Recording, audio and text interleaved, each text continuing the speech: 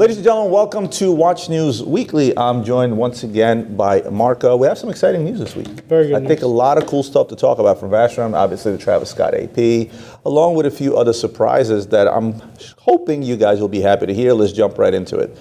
Rolex Pepsi Discontinued. The big rumor around town, oh my God, they're discontinuing the Pepsi, they're discontinuing the Pepsi. Now, I've said this numerous times on record.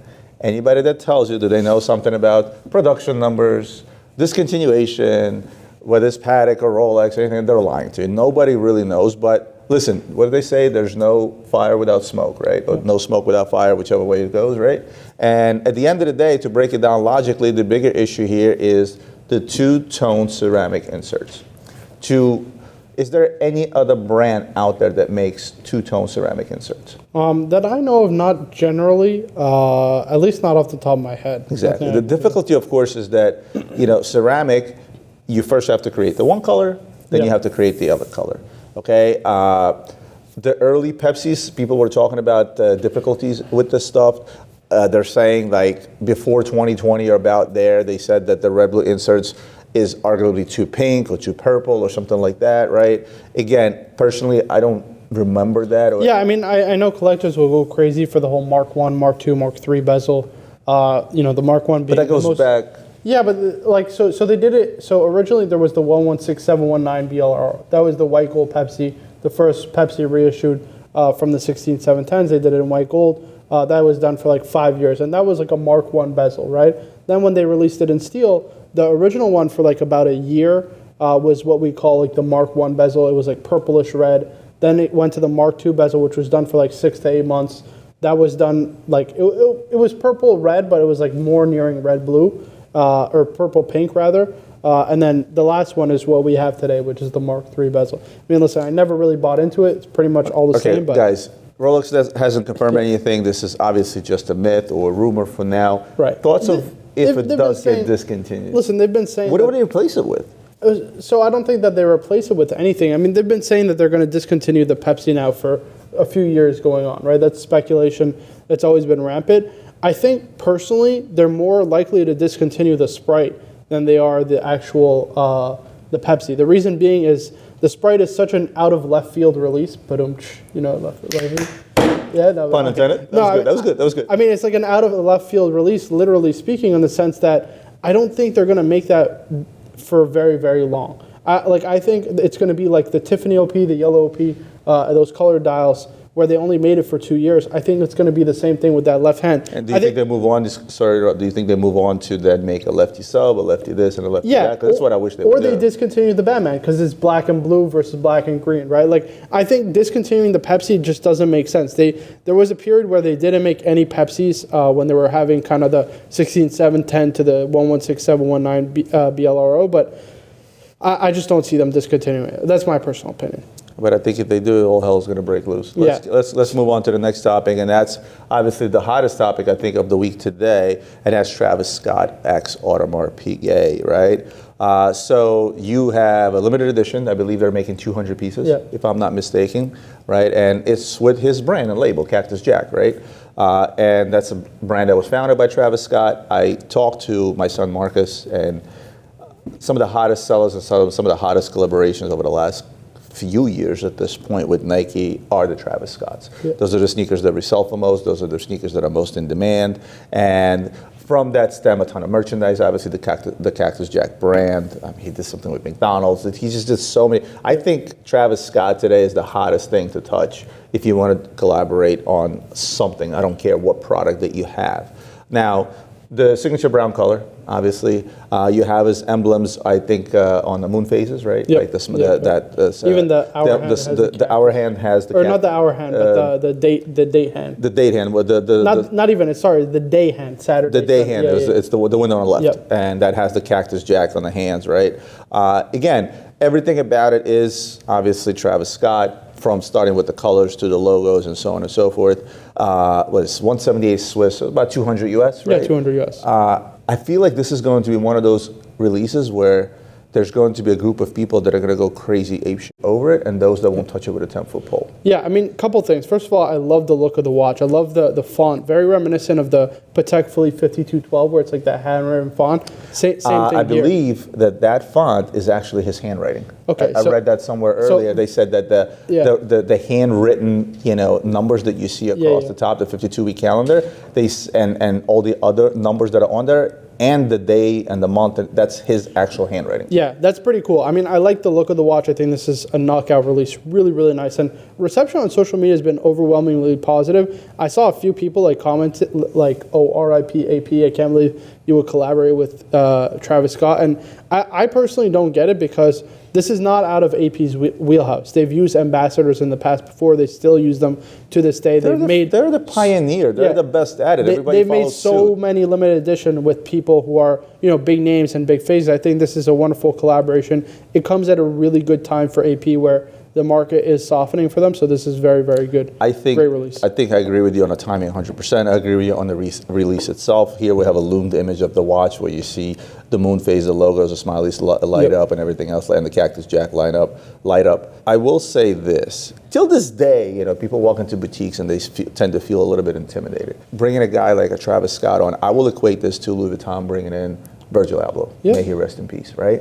It's coming out of that conservative, uptight, environment, and actually catering to A, the fashion forward, B, the younger public, because these companies are starting to realize that their existing clientele that they've had for so many years, probably more years before social media, a lot of them are dying off, and there's a lot of new money in town, young money in town, and even those that may be older are catching themselves wearing certain clothing that may be more, like a lot of people make fun of me. They say, listen, Roman, you're 48 years old and I see you, dressing like your son sometimes.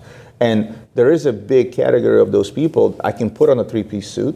I can put on something conservative, but I'm sorry, you're not going to catch me wearing Laura Piano. I'm sorry, I'm not that guy. I was never a Gap guy, right? I was never a preppy guy. I was always sweatshirts and jeans guy. So to me, this is extremely appealing. There's a lot of people out there, even my age, that are like that. So, and even older gentlemen are going away necessarily from the stereotypical dress watches, more towards the sports range. It's just more practical to wear on a day-to-day basis, right? You have something that's sporty, because there's no real rules anymore. There's no such thing as a pure dress watch. Like nobody, 100%. Like all watches could be a dress watch. Really, there's no more rules. I think it's a flex of. Now, let me ask you a question. Limited edition, 200 pieces. Yeah. How much of an effect, percentage-wise, do you think that this has? That it's not just a brown ceramic perpetual skeleton, but a brown ceramic limited to 200 pieces, or a brown ceramic perpetual Travis Scott? I actually saw one person who has this. They're asking $450,000 US for it already. So well over 2x its retail price. So, I think it stays there. No, I don't think. Not for long. I think it will probably settle around, because it doesn't have a bracelet. Maybe it'll settle around like 300 to 330, somewhere around that range. I'm gonna argue that. I'm not gonna make a bet because I just don't like betting. Yeah. But I'm gonna argue this thing sticks around 400, and I'll explain to you why. First of all, there's going to be a slew of individuals out there that are going to be buying this because it's Travis Scott. Yeah. Regardless of whether it's a skeleton perpetual or chronograph or whatever it is, right? The type of diehard fans that are just dropping the money. It's like me dropping big money on a Lewis Hamilton card. That's rare. So I'm actually going to argue that, in the sense that I don't think that's going to happen. I think this goes to a lot of celebrities, and that's why it's going to actually hold very well in the secondary market, because I don't think the general. So again, I'm going back to my question before we move to the next topic. Had this been a brown ceramic skeleton perpetual, that's over $500,000. No. Forget full, not full. Doesn't matter. As is ceramic perpetual skeleton. Limited edition of 200 pieces, or ceramic perpetual skeleton, limited edition 200 pieces, Travis Scott. How much of a bump is this, being a Travis Scott watch, gave? It's a good bump, no doubt about it. I think it'll be like at least 15 to 20%, just because of that. Because again, you have to factor in the celebrities will want this because of that association. And listen, they have the deep pockets and the means to afford. There's a ton of people out there with money that are not celebrities, that are Travis Scott fans. Yeah. I know Kevin would certainly die for this. No doubt. Let's move on to the next topic, and that is the new Vacherons, right? New collection of 9. Let's go ahead. Cabinotiers. Even that is difficult. Cabinotiers pieces. Even that is difficult for me. So we have the tribute to Arabesque, we have the minute repeater tourbillon tribute to Art Deco, tribute to Art Deco style, tribute to Haussmann style, high jewelry dragon, and memorable places. Let's just go through them really quickly because they're certainly deserving of attention. Let me just let the cat out of the bag. This is my favorite one, okay? The Arabesque,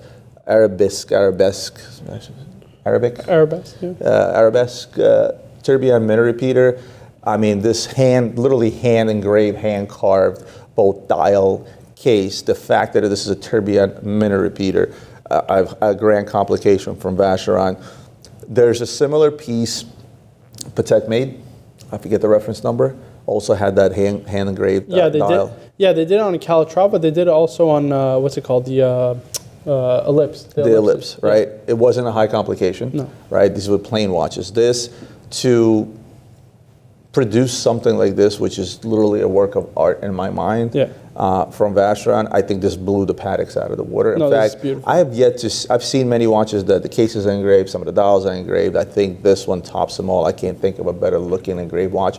I will go as far as to say that even the engravings on the Grandmaster Chime or the Skyline tourbillon, they don't stand a chance against this. We discussed this in a video where we were talking about like the Holy Trinity, right? And I had mentioned that I think Vacheron probably distinguishes themselves out of the three as kind of more of an enthusiast brand because they really pay attention to the finer details that maybe are a bit more underappreciated today, Finishes. right? Yeah, so you're talking about case making and dial making, and I think this certainly obviously showcases that to the highest level. I mean, this is just to include the complications themselves. Yeah, this spectacular watch from a watchmaking perspective, and then it takes it over the top with the artistic touch.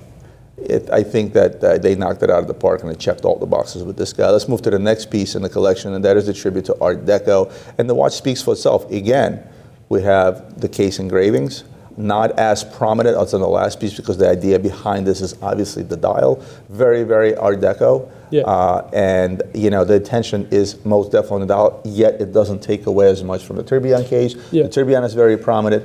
And then the case, even though extensive engraving on the case, the engravings themselves are a little bit more subdued. If you could say this is an Art Deco watch without knowing that it's a tribute to Art Deco. Yeah, even though there's a lot going on, it all just works. It works. It just perfectly meshes together. Yeah. I like how the hour markers decrease in size, going up to 12 o'clock from 6, and then you have the Art Deco design sort of flaring out and up, and it gives you the feeling of you're literally going up. Yep. Let's go to the next guy, and that is going to be them flexing their horological muscle, and that's the Armillary tourbillon tribute to Art Deco as well.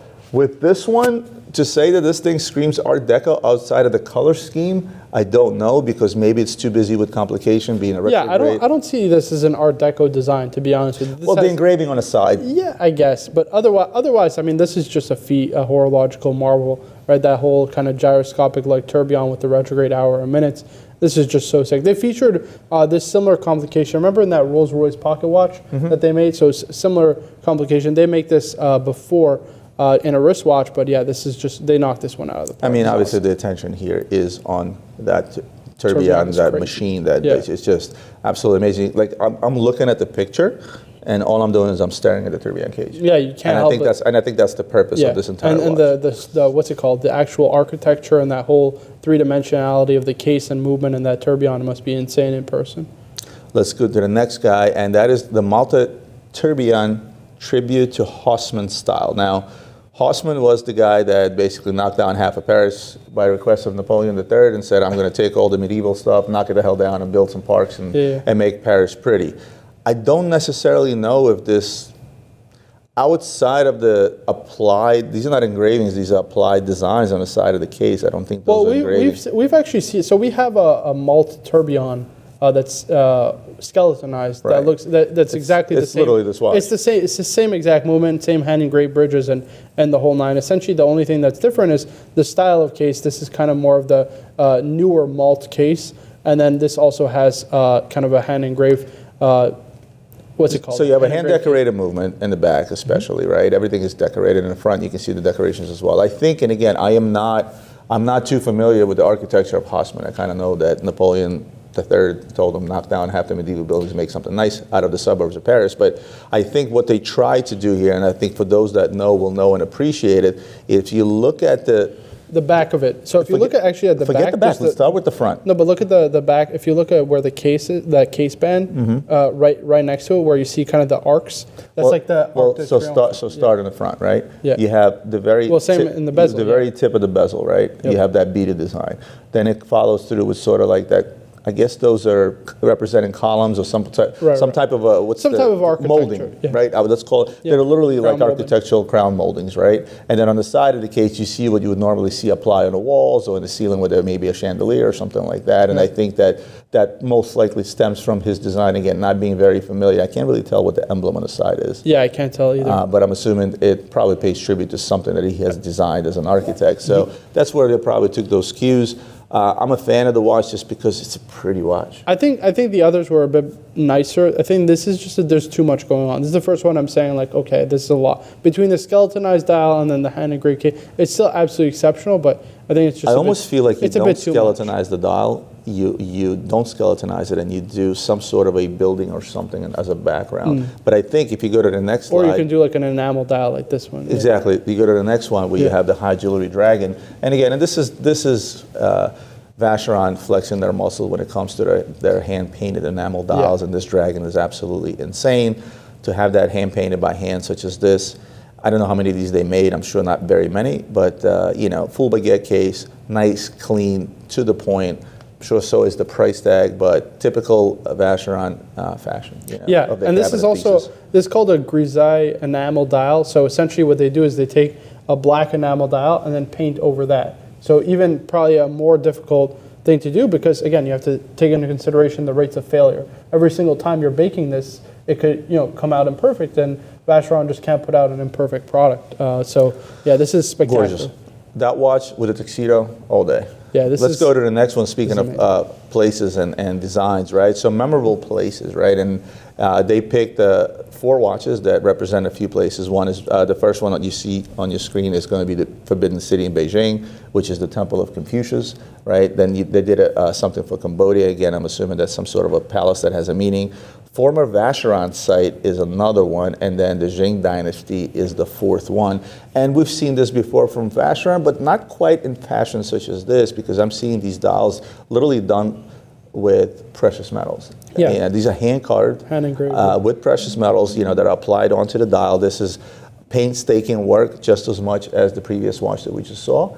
And again, this is very, very Vacheron Constantin. This is nothing new from them. We've seen this before. They did it again. They did it in a very, very big way, by giving you the same thing but yet making it different. Right? And I personally, I think that every single one of these watches we went through are knockout. The Malta probably coming in as the least favorite. Yeah, I would. Too much going on. I'd say this is probably second worst in that. But I mean, listen, we're splitting hairs here. They're all absolutely. These watches are made for a very, very specific client. Yeah, niche very client. specific client. We've had a couple of those clients. They bought guys that buy the mask sets, right? Any cabinet pieces that Vacheron comes out, there's a strong following from that. That's why they don't make very many of them, and when they do, they usually all sell out. Yeah. Let's go to the next topic, and that's going to be the Zenith Defy Skyline Skeleton Night Surfer for Time+Tide. All right, the first collaboration between Zenith and Time+Tide was the Defy Classic Night Surfer back in 2021. Right, so they use the Defy Skyline Skeleton as a base. Exterior still size is 41 millimeters. Right, the main attraction of the Night Surfer is that deep blue finish movement that also substitutes for a dial. Let's talk about the price. 11.9 Swiss. I think that's pretty fair. Extremely, extremely fair. I'm going to put this guy right up in line with, the white ceramic, the black ceramic that they came out with. I think this knocked it out of the park with this one. Yeah, that whole sandblasted titanium mixed with that blue, the blue base plates, or the blue bridges rather. Yeah, this is a knockout release. Really, really nice. And I just love this design. Like, if you want something that looks like an Audemars Piguet, but you can't afford an AP, this is like the best alternative. I think they really knocked it out of the park with this. I hate to look at it that way, and I can't unsee it when you say it, but at the end of the day, Zenith has a follow. But it's in its own line. You know what? I think it's not trying to copy AP, but obviously the resemblance definitely is there. It's very hard not to see it. The only thing I dislike is that sub-second style is 10 seconds, which is so like fast. It's like almost like, you know, your head is like spinning. Yeah. Yeah. So, but otherwise, like if it was a center seconds, this thing is sick. Like, so hot take for you. Would you say that Zenith is the one brand, because look, there's a ton of watches out there that look like Audemars Piguet or Nautilus, right? Sure. And I hate, by the way, I just want to put this out there. I hate when people say like, oh, they're ripping off AP or they're, listen, at the end of the day, it's hard to reinvent the wheel. You can't design a watch 800 different ways. If you have a genre of watch, the integrated bracelet sports watch, they're all going to look somewhat alike. Exactly. You know, and they just all will. And I'm not going to take it away from Zenith. I think they're in a league of their own when it comes to making these sports pieces. I think they've gone a long way with the Defy line. I remember the Defy Extreme line came out when bigger was better. It was like the biggest flop in the world. Yeah. And now they finally rebounded. And I think by making more pieces such as this, it's a great rebound. And if they continue going the way that they're going, I think that people will long forget those big Defy Extremes. Yeah. Oh my God. Well, you know what? They're a niche watch, but they do have their love in the watch community. But you have to be a very specific collector. But they're also very affordable.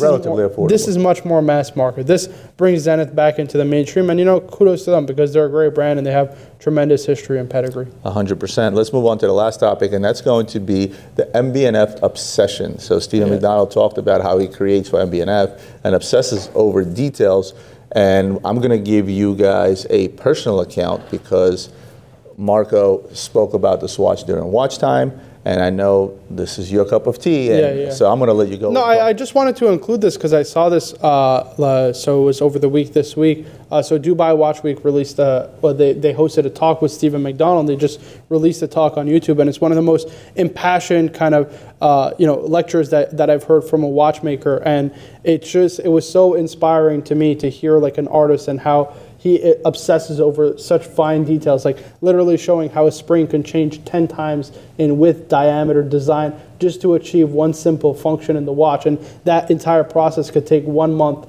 And it's like that entire piece could never be seen potentially by a person, right? So it's just like getting a peek into the mind of a genius to me was so amazing. And I think Stephen McDonnell is going to be one of those watchmakers that will one day, and potentially already is on the Mount Rushmore of great independent watchmakers. Because you think about what he's accomplished already in a short time, right? I mean, to me, he already is in the conversation to create a one-of-a-kind chronograph, to redesign a perpetual calendar.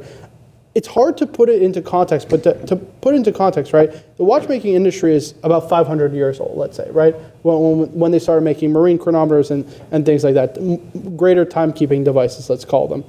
So to reinvent something or create something new in an industry that's 500 years old is extremely difficult. It's like reinventing the ketchup packet. You can't really do that, right? So to create something new, that's why somebody like George Daniels creating a coaxial escapement is so dang impressive, because it's so damn difficult to create something from scratch, right? It's pure conception and innovation. So to have created two of the most difficult to make complications from scratch and reimagine them to where they're essentially foolproof and impossible, not impossible to break, but extremely difficult and not so prone to breaking, where they are typically extremely prone to breaking, is so damn impressive. And I think it catapults him already up there with the likes of Dufour, etc., as some of the best watchmakers in the world. And I think he's certainly deserving of this. And I definitely recommend all of you guys who haven't watched this to go out and watch it.